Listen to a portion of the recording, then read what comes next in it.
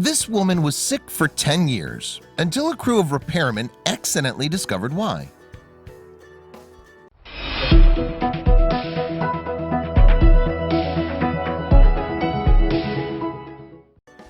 Kathy Wilson was a typical 41-year-old mother from Shelbyville, Indiana. She worked hard to care for her daughter, and she lived a very active lifestyle. She woke up each day feeling good, and she was happy. One day, Kathy started feeling sick. She assumed that she had a virus, so she took vitamins and over-the-counter medications to feel better. She tried vitamin E, vitamin C, vitamin B, zinc, and iron, but nothing helped her to feel better. She went to the doctor to see why she wasn't getting any better. The doctor told her that it was likely a bug and gave her a note to stay out of work for a few days to rest. Unfortunately, resting for days didn't help her feel better.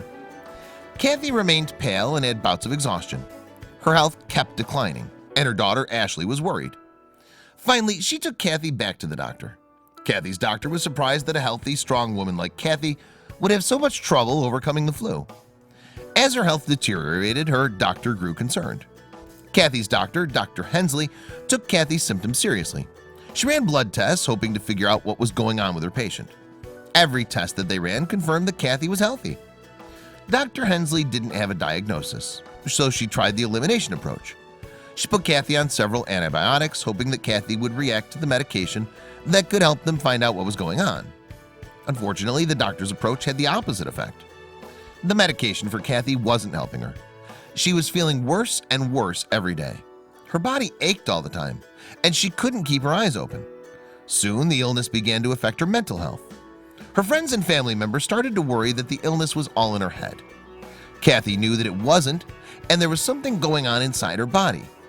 Ashley watched her mother's health decline, and she knew that something was seriously wrong with Kathy. Kathy was determined to get to the bottom of her illness. She searched her symptoms online, and she spoke to experts in online chats. She tried herbal remedies and natural remedies, but nothing seemed to help. Her friends and family lost faith in her, and she felt completely alone.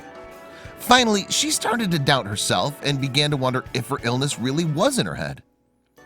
Dr. Hensley saw Kathy regularly over 10 years. She ran test after test. She ordered cardiac tests, chest x-rays, and MRIs of her brain and her spine. Nothing showed up in any of the tests. The more tests the doctor ordered, the sicker Kathy was getting. Her mystery illness impacted her relationship, her career, and her quality of life. She was suffering from flu-like symptoms for 10 years and felt helpless. Since Kathy was stuck at home, feeling sick and tired all the time, she decided to remodel her bathroom. She figured that a complete bathroom makeover would be a sanctuary for her. She hired a contractor and the work began. Shortly after they started the remodel, the contractor noticed something shocking. The contractor saw her water heater and asked her when it had been installed. Kathy figured it was about 10 years earlier. She was still healthy then, and Ashley was just a little girl. The contractor discovered that Kathy's furnace and her water heater were not fitted correctly. It was causing small amounts of carbon monoxide to leak into the house ever since the installation. Kathy finally knew why she was so sick. She'd been suffering from carbon monoxide poisoning for 10 years. Kathy was thrilled when she knew it was wrong. It took just a few days after the furnace and water heater were fixed that Kathy started to feel better. While having her health again was great, she finally felt vindicated. She wasn't a hypochondriac, and she wasn't crazy. She finally had the energy that she needed to go to dinner with her daughter.